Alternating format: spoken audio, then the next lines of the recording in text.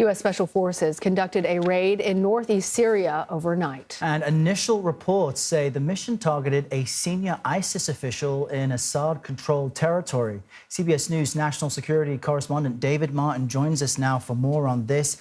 David, we understand one of the ISIS leaders may have been the primary target. What more do we know about this operation?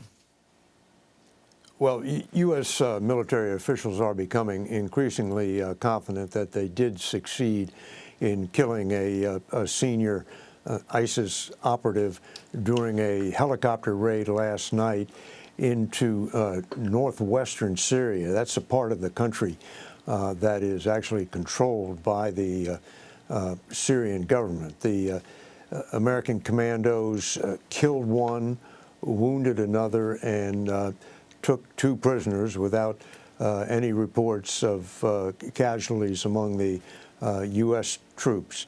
The holdup in positively confirming the identity of the person that was killed and they believe was the person they were after is the simple fact that he was so badly shot up that the remains cannot be easily identified.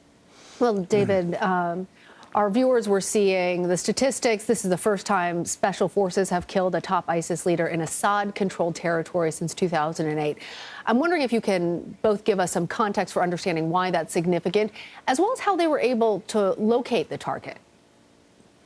Well, remember, there are 900 approximately U.S. troops based in eastern Syria, and when you've got troops out there in the field, that means you have air cover over them. So you have both fighter aircraft and surveillance aircraft looking for any kind of threat to those troops. And those aircraft can see from eastern Syria into western Syria.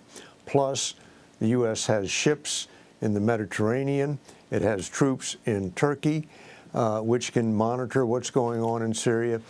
And of course, no country monitors what's going on in Syria more closely than Israel, and Israel shares intelligence with the U.S. So the U.S. really does have pretty good intelligence about what's going on inside Syria.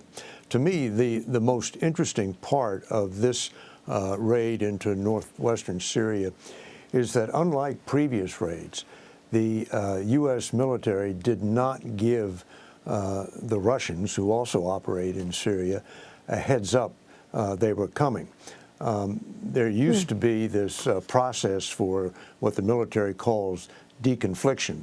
The U.S. and Russian air operations would tell each other when they were going to be operating in proximity to each other, so there weren't any accidental run-ins. But that deconfliction has become a casualty of the war in Ukraine, and neither side trusts the other enough to give them advance notice of any operations. Interesting how all of those safeguards had been built in over the years with trust, and that's all been eroded.